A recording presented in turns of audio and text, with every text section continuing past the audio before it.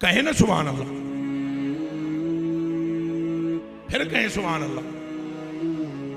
اللہ نے پوری دنیا اٹھا کر میرے سامنے رکھی، کیوں رکھی؟ اس لیے رکھی کہ میں اسے دیکھوں۔ میں نے دیکھ لیا۔ اگر آپ میں شعور ہے تو سمجھیں، یہ گدی دکھائی گئی پیر صاحب آپ کے لیے بنائی ہے، یہ ہار آپ کے لیے لائے ہیں۔ رب نے فرمایا محبوبہ ساری کائنات تینوں دسن کا مقصد یہ ہے کہ کائنات میں 1 انچ برابر جگہ نہیں ہے جو تیرے لیے نہ بنائی گئی ہو۔ کائنات کس کے لیے بنائی گئی؟ سرکار واسطے۔ کے دے واسطے؟ بولو آسمان کے دے واسطے، زمینہ کے دے واسطے۔ اور واللہ اتنا بڑا مجمع ہے، میں تو کلمہ پڑھ کے کہتا ہوں اگر آپ کو بات سمجھ میں آ جائے، کچھ اسرار کی باتیں اے جو گناہ شنا نہیں ہے، گناہ شنا، یہ گناہ اور یہ نیکیاں، ان کے پیچھے بھی عظمت مصطفیٰ دکھانے کا معاملہ ہے۔ لا الہ الا اللہ محمد رسول اللہ، نیکیوں کے پیچھے بھی حضور کی عظمت ہے اور گناہوں کے پیچھے بھی حضور کی عظمت ہے۔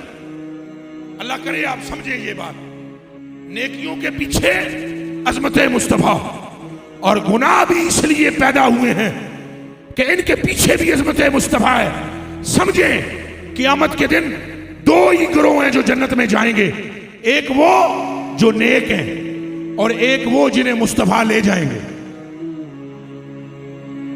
کوئی سمجھ آئیے نہیں آئی؟ ایک وہ پیر جی جو نمازی ہیں، نیک ہیں، پرہیزگار ہیں، وہ جائیں گے۔ ایک وہ ہیں جو گناہگار ہیں، اعمال کسی کام کے نہیں۔ سن لو، اعمال کسی کام کے نہیں، بس مصطفیٰ آئیں گے، رب سے کہیں گے، ان کو بازو سے پکڑیں گے اور جنت میں لے جائیں گے۔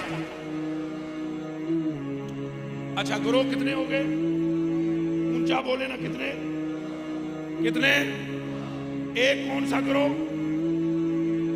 منہ سے بولے کون سا؟ اور ایک کون سا؟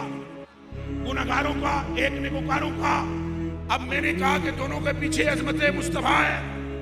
سمجھو سمجھو، ادھر مجھے دیکھو، دونوں کے پیچھے عظمت مصطفیٰ ہے کہ قیامت میں فیصلے کے بعد، جنت میں داخلے کے بعد، جب جنت سجائی جائے گی تو جنت میں جتنے پہنچیں گے، چاہے شفاعت سے پہنچنے والے، چاہے اعمال کو قبول ہونے کے بعد اپنے اعمال کی جزا کے طور پر، تو اعلان ہوگا، توجہ، اعلان ہوگا۔ کیا اعلان ہوگا؟